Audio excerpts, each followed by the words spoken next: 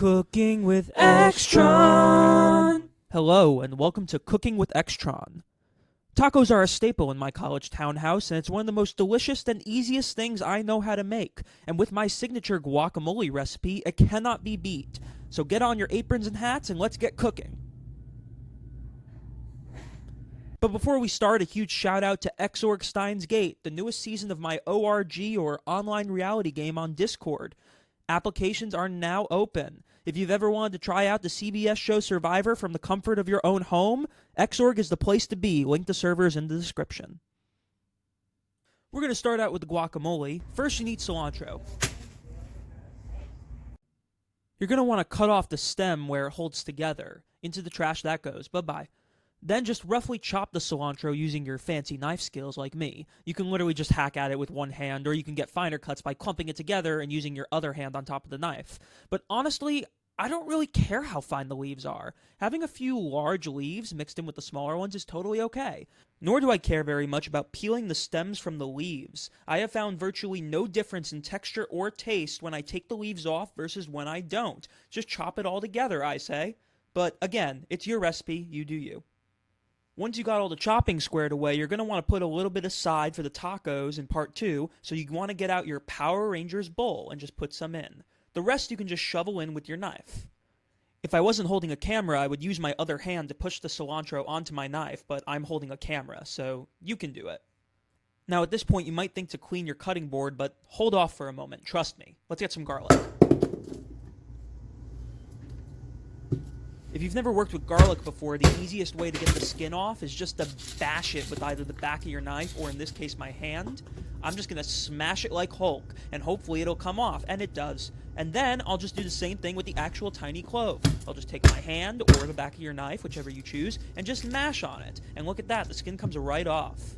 I used to not add garlic to my dish, but once I did, I noticed that it did something really cool to the guacamole. It basically gave it a different taste after a while, because raw garlic has this property where if you leave it out for a while, it changes taste. This is especially true with raw garlic, which is what we're doing, and also why you only want to use about 1 clove. It's very overpowering. But again, as it sits, it basically creates a whole new flavor. I made a little bit extra for the tacos, but just take about 1 clove and put it in your guacamole. Next, we're going to want to add the shallots. You could also just use about half a white onion, but this is just what I had lying around in the house. I'm just going to cut the shallots in half and then peel off the skin. It's a lot easier that way. It's hard to peel a whole onion when it's still intact. But it's at this point I remembered that when I chop onions, I tend to start crying. So, sorry.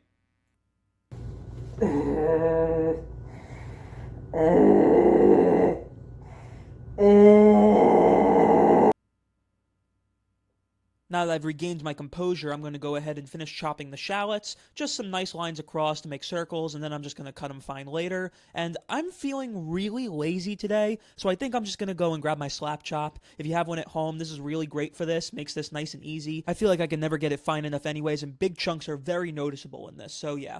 Once you're done with that, again, just use the shovel method to put in as much as you like. Be conservative. You can always add more, you can't take away. And man, that looks fresh. Now we're going to want to get some avocados. I washed them and put them in a bowl when you weren't looking. Now here is my method for preparing the avocados. First, I take my knife and I just put it into the side of the avocado. After that, I run it around in a circle. I make sure the knife is pointing away from me so it's not dangerous.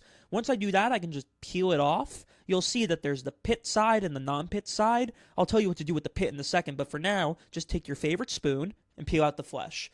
Try your best not to get any of the skin from the outside into the bowl. This is especially possible if you have not very ripe avocados. Just do your best. Even if you don't get everything in, it's fine. Again, just peel out that flesh. Try to get as much as you can. For the pit side, you can actually just peel that out with the spoon as well. Just pull it out and then take out the flesh. There's a convoluted way to do it where you can do it with like a chef's knife. I tried to do it a few times in this video, but I wasn't very good at it. In addition to watching out for the skin, you also want to watch out for the top of the avocado. There's a small little pit thingy there. You don't want it to fall in. It's not very good, and it's noticeable. Believe me. I cut most of the other avocados out, but just take all the flesh and put it into the bowl. Don't worry about how much it is. If you can, though, try and save the pits. Just keep them on your cutting board. I'll explain why in a bit. So once you get everything in the bowl, now we have this nice fresh bowl of garlic, shallots, and avocado. And the next thing we're going to do is we're just going to put some lime juice in. Lime juice is really good. It has that acidic note that you need. And it also seems to break down the avocados a bit, which makes it easier to mash. I'll be honest, I don't know exactly how much I always put in, but I usually do 3 circles around and then 1 big dollop in the middle. That's nice. And I can always add more later. Now we gotta mash the avocados, and here is my secret instrument that I've used every time I've made guacamole. A meat mallet. They have these serrated edges which break into the flesh of an avocado, and you can also use the top to push as well. I've tried this in the food processor and it just doesn't work. It makes it grainy. I've tried this with a potato masher and it was hard and it didn't really get the results I wanted. If you're looking for a smooth texture for your avocados, use a meat mallet. Trust me, I've used everything. Meat mallet also gives you a lot of control. You can find places where the avocado just isn't soft enough and just mash it with the serrated side. It's small enough where you can actually use it that way. I use the top of the mallet first, and then after that I can use finer ones when I find places that just aren't soft enough. This gets me a really creamy, nice texture that feels so good on the mouth compared to the chips that you use.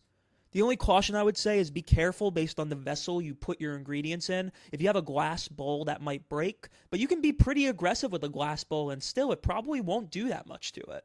Honestly, you don't even need to be that aggressive with the mallet either. Now we're going to want to add in our salt. I just happen to have sea salt in the house, so that's what I'm using. Again, I don't know exact measurements for this, but I always do 3 circles and then 1 dab in the middle, and that always seems to work for me, but sometimes 5 circles and 1 dab in the middle is needed. But honestly, it just depends on your taste. If you don't like it after trying it, just add more. If it needs more acidity, add more lime juice. Oh hey, it's those pits we forgot about. What you're going to want to do is take the prettiest ones and just put them in your guacamole. I don't know what the science is exactly behind this, but keeping the pits in the guacamole results in keeping the guacamole longer. I have tried keeping it without the pits, and it just doesn't last as long in the fridge. Speaking of which, this is where we're going to want to put it, so I'm going to go to my fridge right now, and, oh, well, would you look at that? It's full because I'm in a college townhouse. Alright, well, I'm just going to begrudgingly put it on top of my toaster oven. We'll save that for the tacos.